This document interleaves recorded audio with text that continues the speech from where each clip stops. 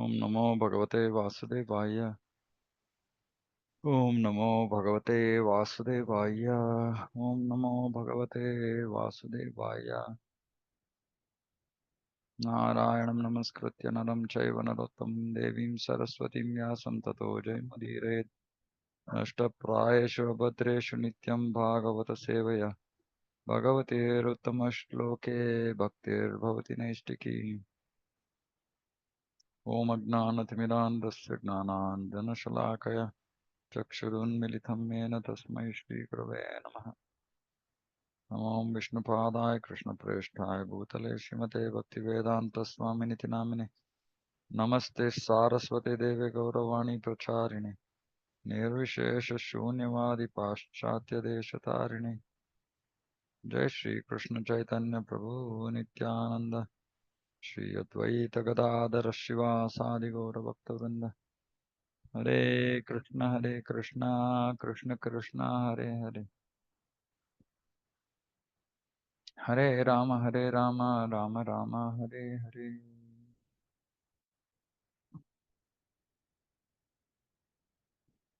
Srimad Bhagavatam, Canto 5, Chapter 9, Verse 4. The supreme character of Jadabharat. The Brahmana father's mind was always filled with affection for his son Jadabharat. Therefore, he was always attached to Jadabharat. Because Jadabharat was unfit to enter the Grihastha ashrama, he simply executed the purificatory process up to the end of the Brahmacharya ashrama. Although Jadabharat was unwilling to accept his father's instructions, the Brahmana nonetheless instructed him in how to keep clean and how to wash, thinking that the son should be taught by the father. Okay. First thing is, purificatory process, samskaras have to be done. So in Brahmacharya, time of birth, there are samskaras, then marriage, then conceiving a child, all this. So there's so many samskaras, then death. All the samskaras have to be performed.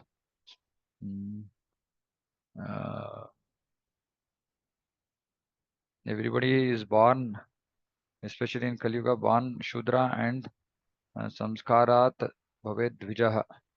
With Samskara, he becomes a Dvija, so he is born.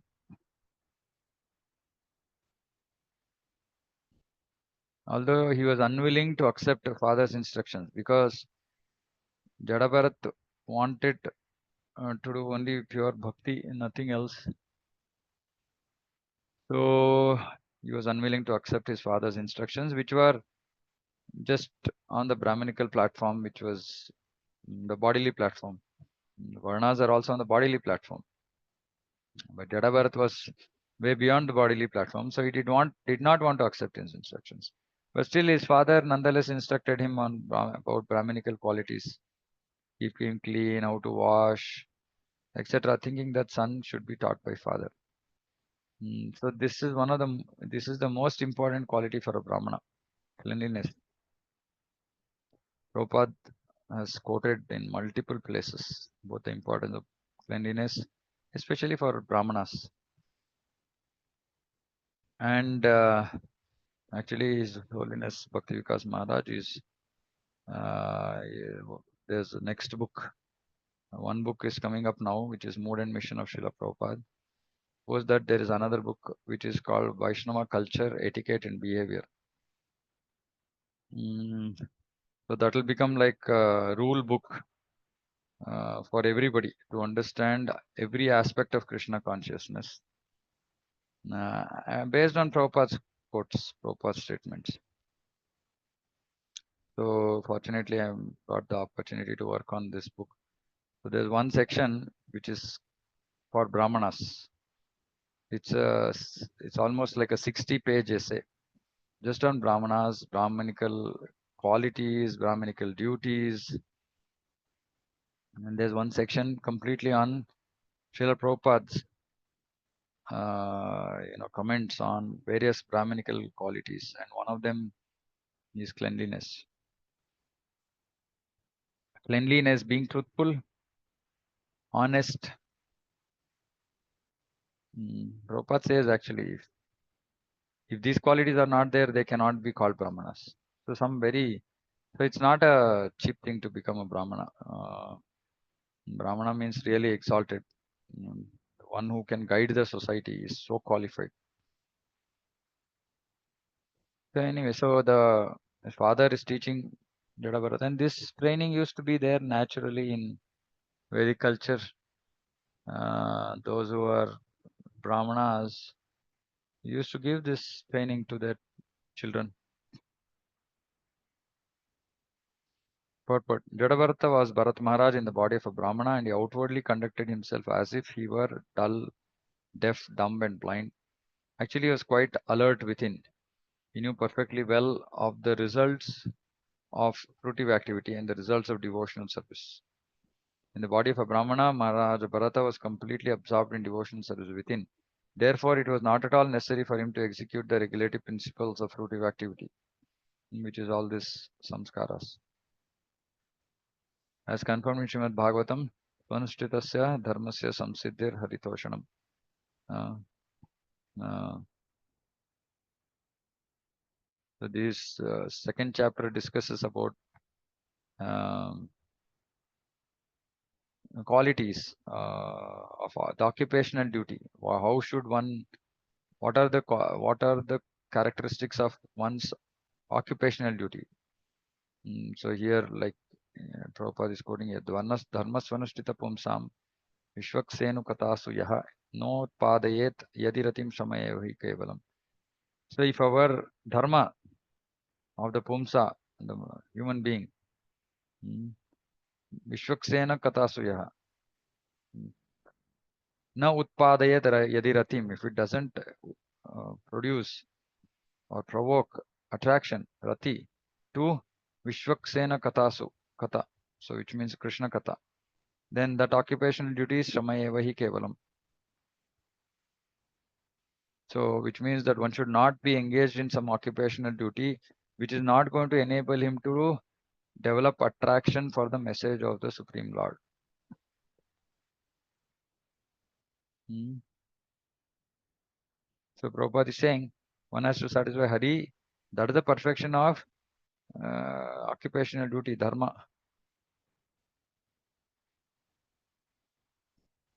These karmakanda activities are required as long as one has not developed karma, Krishna consciousness. If one is developed in Krishna consciousness, there is no need to execute the prior regulative principles of karmakanda. And one another verse says that one who has not developed taste for hearing and chanting,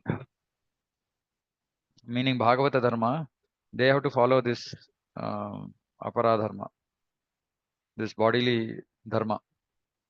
But those who have developed taste for hearing and chanting, they don't have to follow. Sri Madhavendra Puri said, "Oh, regulative principles of Karma Kanda, please excuse me. I cannot follow all these regulative principles for I am fully engaged in devotional service." As somebody who is fully engaged in devotional service spontaneously, he doesn't have time for all this. So he doesn't have to follow. So Madhavendra Puri expressed a desire to sit somewhere beneath a tree and continue chanting Hare Krishna Mahamantra. Consequently, he did not execute all the regulative principles. Similarly, Haridas Thakur was born in a Mohammedan family. From the very beginning of life, he was never trained in Karmakanda system. But because he was chanting holy name of Lord, Sri Chaitanya Mahaprabhu accepted him as Namacharya. Jadabharata, Maharaja Bharat was always engaged in devotion service within his mind. But we should not imitate this. This is for very exalted devotees. Manasika Puja. Since he had executed the regulative principles continuously for 3 lives, he was not interested in continuing to execute them, although his Brahmana father wanted him to do, or 2 lives at least, or actually 1 life. Prabhupada says 3 lives. Okay.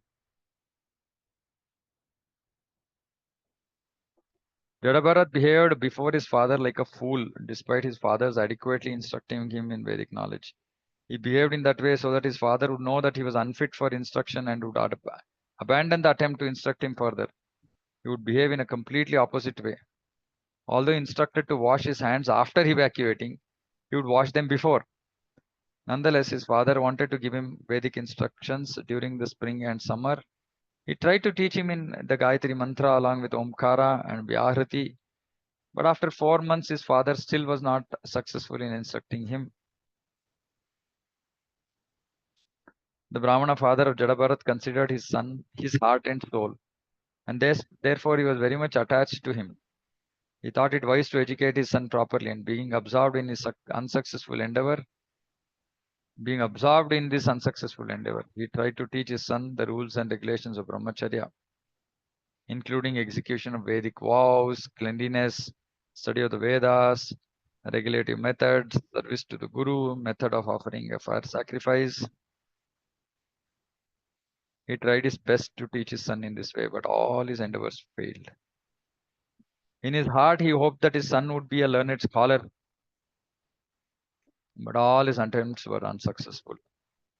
Like everyone, this Brahmana was attached to his home, and he had forgotten that someday he would die. And death, however, was not forgetful. At the proper time, death appeared and took him away.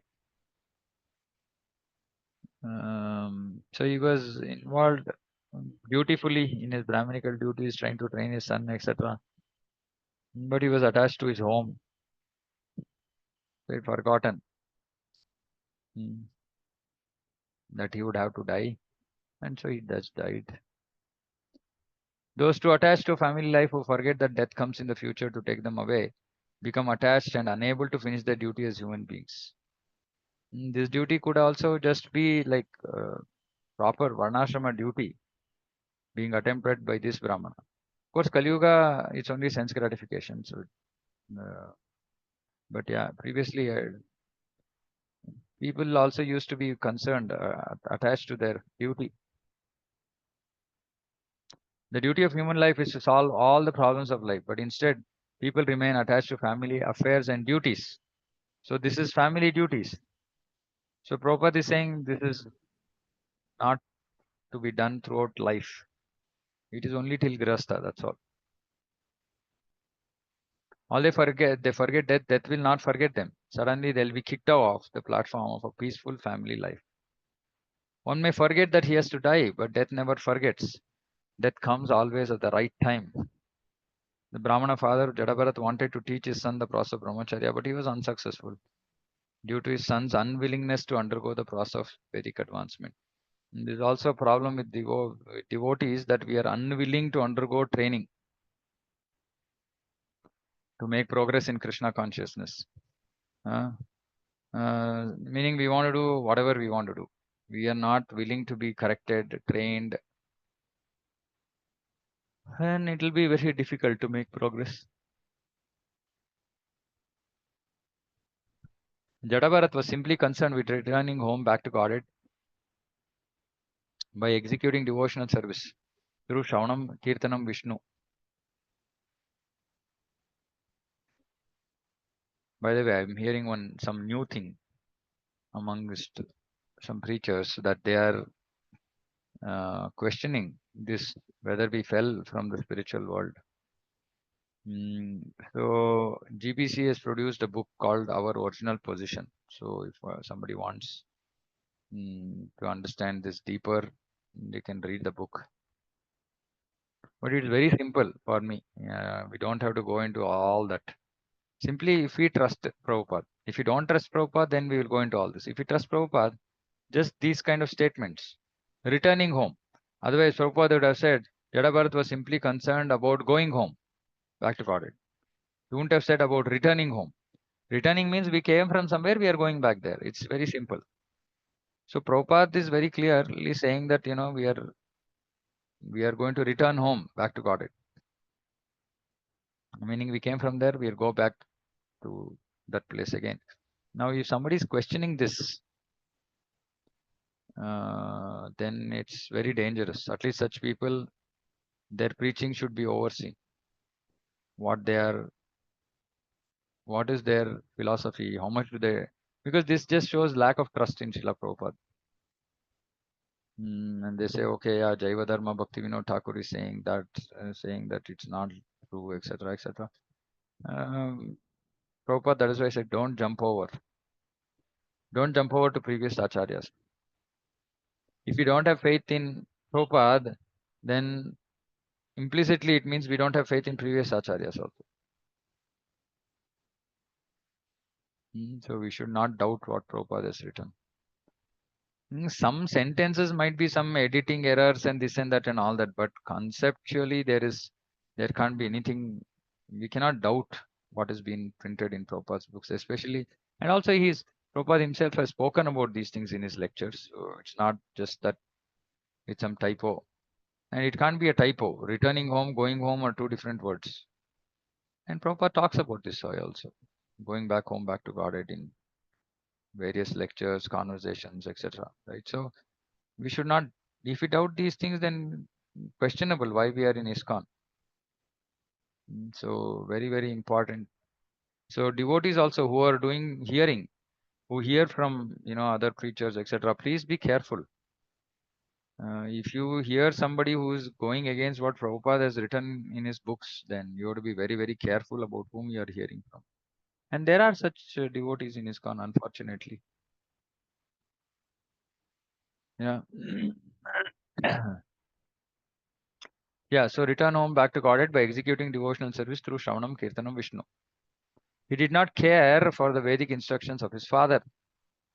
Again, like I said, this is only for those who have developed the taste for Bhagavata Dharma. Otherwise, these things have to be done.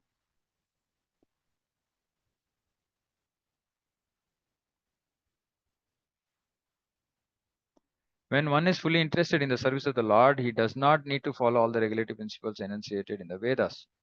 Of course, for an ordinary man, the Vedic principles are imperative. No one can avoid them. But when one has attained the perfection of devotional service, it is not very important to follow the Vedic principles. Lord Krishna advised Arjuna to ascend to the platform of Nistraigunya, the transcendental position above the Vedic principles. So one who is transcended. Transcendent means that one who is all the time engaged in devotional service, even if he has not already transcended. If he is in the process of transcending, but he is on the path of pure devotion, still he doesn't have to, because he would have developed the taste for Ramanam Kirtanam. Traigunya Vishaveda Nistraigunya Bhavarjuna Nirdvandvo Nitya Sattvasto Nidyoga Kshema Atmavan.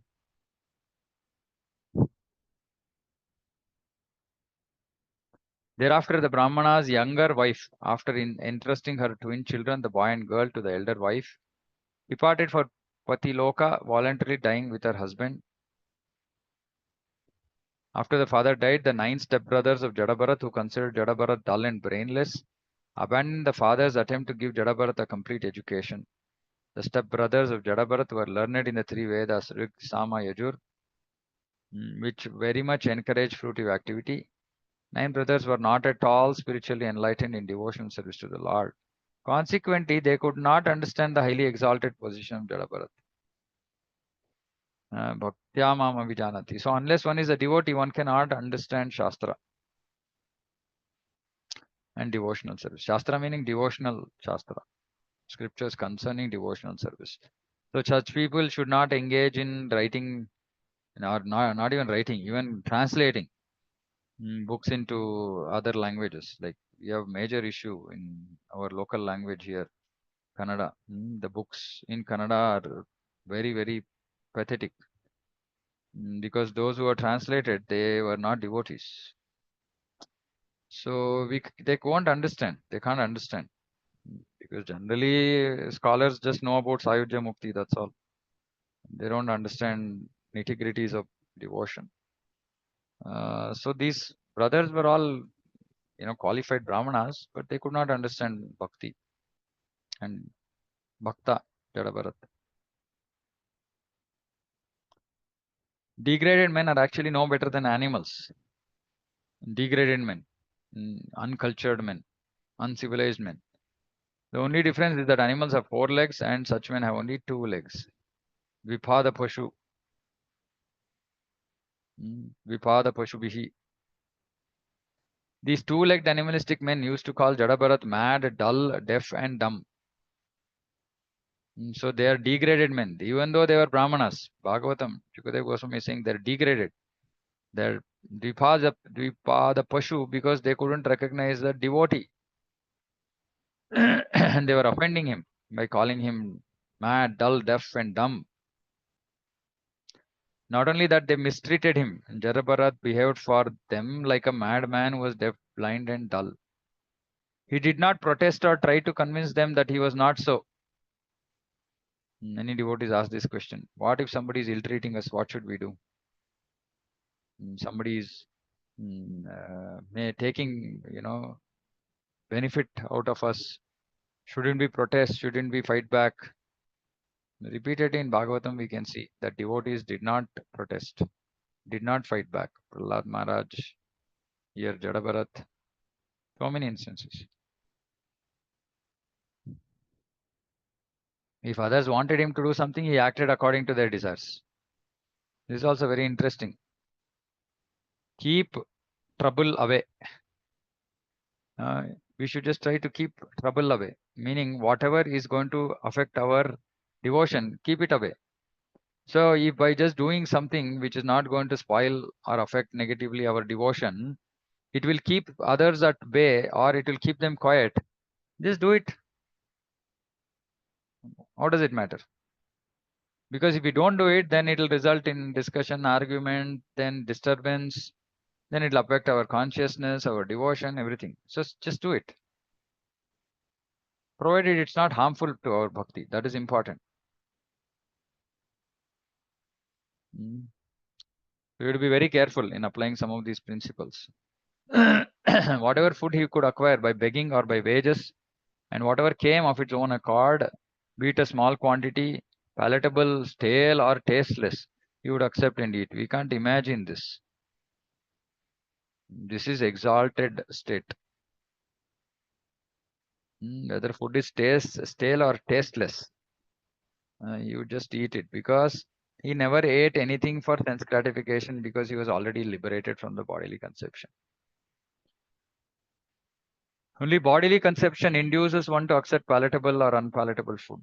When one is liberated, Traigunya Vishaveda, Nistraigunya Bhavajana, raised above the 3 modes, he doesn't eat anything for sense gratification. So with this only we can understand where we stand in our devotion. Right? And there is a long way to go. There's a long way to go. We don't have to get discouraged. We just know the direction. And we try. That's all. He was full in transcendental consciousness of devotional service, and therefore he was unaffected by the dualities. This also is something that we have to develop. Brahmabhuta stage. All these Brahmabhuta, unaffected by dualities arising from bodily conception, heat, cold, good, bad, all that. Actually, his body was as strong as a bull's, and his limbs were very muscular. He didn't care for winter or summer, wind or rain, and he never covered his body at any time. He lay on the ground and never smeared oil on his body or took a bath. Of course, we should. He's acting on the platform of Avaduta so that nobody disturbs him. Because his body was dirty, his spiritual effulgence and knowledge were covered, just as the splendor of a valuable gem is covered by dirt. He only wore a dirty loin cloth and his sacred thread, which was blackish. So for Brahmanas who are wearing the sacred thread, it has to be changed as soon as it loses its white color. That is also part of cleanliness. Understanding that he was born in a Brahmana family, people would call him a Brahma Bandhu and other names. Being thus insulted and neglected by materialistic people, he wandered here and there, but he did not respond to them. Very, very important, but very difficult. Narottama Dasa Thakura Singh, Deha Smriti Nahi Yara Sansara Bandhana Kaha Tara. One who has no Deha Smriti, actually has forgotten his body. Prabhupada is saying desire to maintain the body. One who does not have any desire to maintain the body, or who is not anxious to keep the body in order, and who is satisfied in any condition. Must be either mad or liberated. But here I think what Narottam Das Thakur is saying is one who doesn't have this remembrance of his body, how can he have any kind of bondage, material bondage? Meaning he's a liberated person. Actually, Bharat Maharaj in his birth, Jada Bharat was completely liberated from material dualities. He was a Paramahamsa and therefore did not care for bodily comfort. And so we should also reach this stage where we don't care for bodily comfort. Why? Because this is the topmost stage of devotion.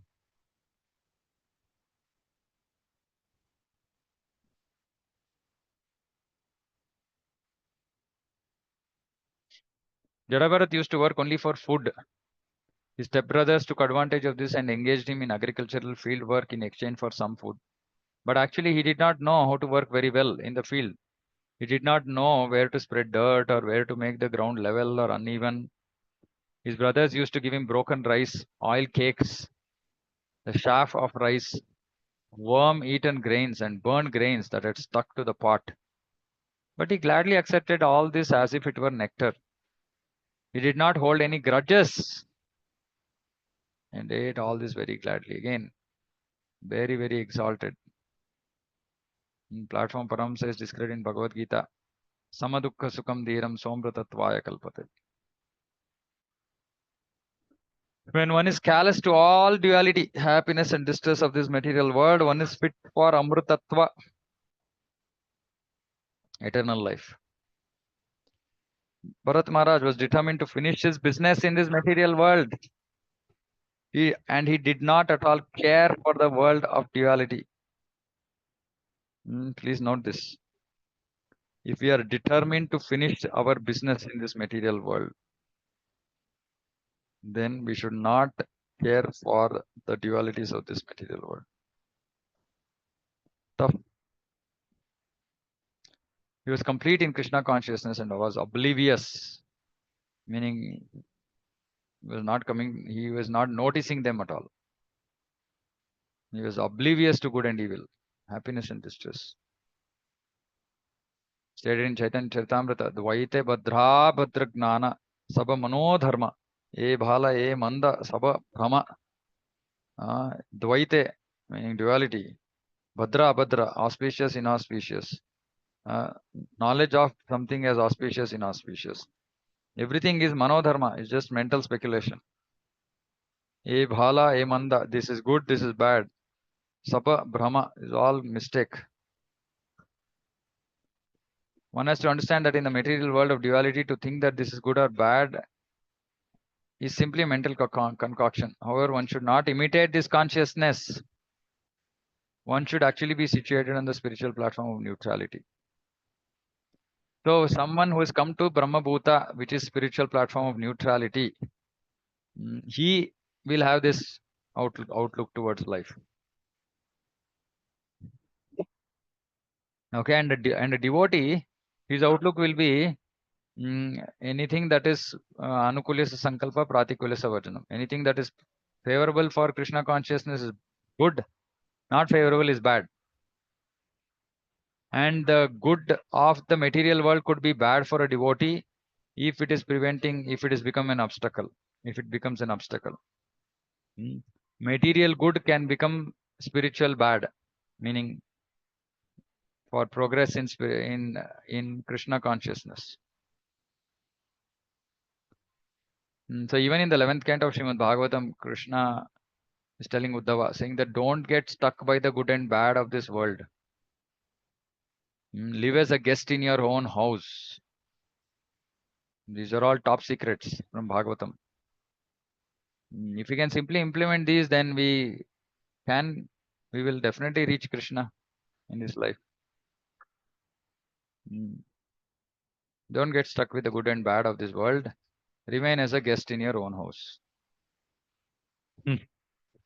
Very difficult to digest these kind of statements. Anyway, the important thing is that we should be focused on Krishna consciousness, but at the same time, we should not imitate this consciousness. It should come naturally. And if it is not natural with us, then we should associate with those devotees who are in this consciousness and get influenced by them. Mm.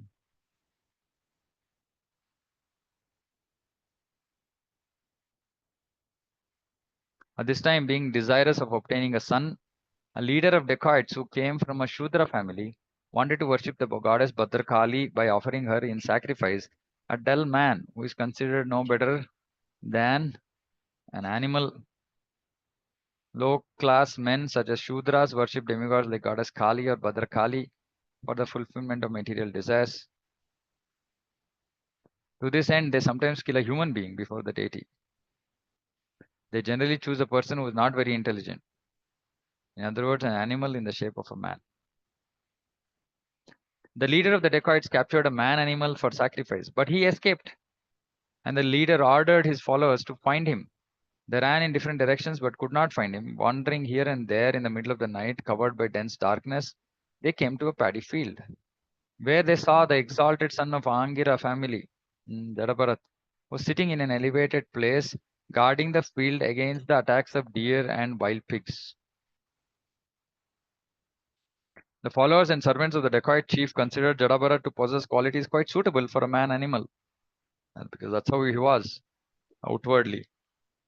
And they decided that he was a perfect choice for sacrifice. Their faces bright with happiness, they bound him with ropes and brought him to the temple of the goddess Kali. In some parts of India, animalistic men are still sacrificed before the goddess Kali. However, such a sacrifice is only performed by Shudras and dacoits. Their business is to plunder the wealthy, and to become successful, they offer an animalistic man before the goddess Kali. It should be noted that they never sacrifice an intelligent man. In the body of a Brahmana, Bharat Maharaj appeared deaf and dumb, yet he was the most intelligent man in the world. Nonetheless, being completely surrendered unto the Supreme Person of Godhead, he remained in that condition and did not protest. Again, being brought before the deity for slaughter, not for some discussion or debate or fight or for slaughter. Still, he did not protest, similar to Prahlad Maharaj. As we have learned from the previous verses, he was very strong and could have very easily avoided being bound up with ropes. He could have himself fought back. But he did not do anything. He simply depended on the Supreme Person of Godhead for his protection. Now, again, we should not imitate this.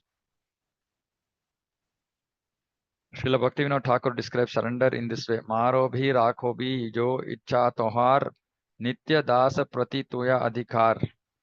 My Lord, I am now surrendered unto you. I am your eternal servant. And if you like, you can kill me, or if you like, you can protect me.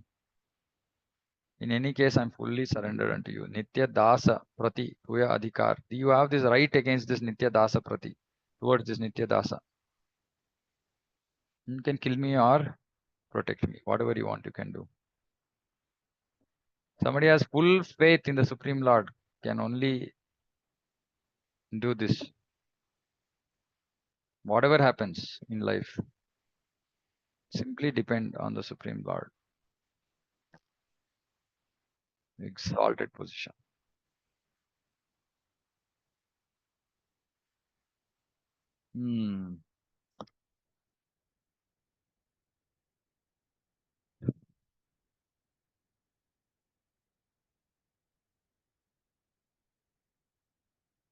After this, all the thieves, according to their imaginative ritual for killing animalistic men, bathed Jadabharat, dressed him in new clothes, decorated him with ornaments befitting an animal, smeared his body with scented oils, and decorated him with tilaka, sandalwood pulp, and garlands. They fed him sumptuously and then brought him before the goddess Kali, offering her incense, lamps, garlands, parched grain, newly grown twigs, sprouts, fried fruits, and flowers. In this way, they worshipped the deity before killing the man animal, and they vibrated songs and prayers and played drums and bugles. Jadabharat was then made to sit down before the deity. And Jadabharat knew what was going on, but he didn't respond, react. In this verse, the word Swavidhina, according to their own principles, is very significant. According to Vedic Shastras, everything must be done according to regulative principles. But here it is stated that the thieves and rogues devise their own process. And so we should also not devise our own process. for things connected to this material world, or for even activities of devotion. For nothing we have the right to devise our own process. The Tamasic Shastras give instructions for the sacrifice of an animal like a goat or buffalo in front of goddess Kali, but there is no mention of killing a man, however dull he may be. This process was manufactured by the dacoits themselves. Therefore, it was Swavidina. Even at this time, there are many sacrifices being conducted without reference to Vedic scriptures.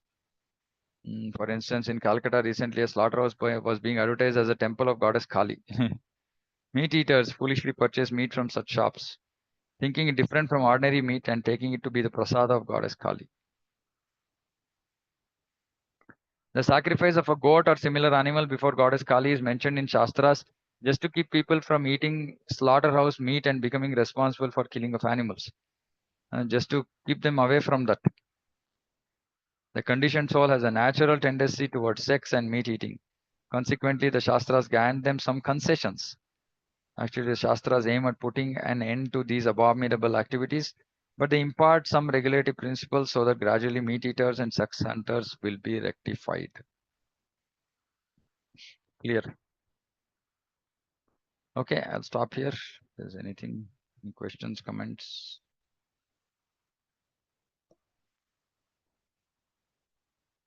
Anything? Hare Krishna, Prabhuji. Pranamat.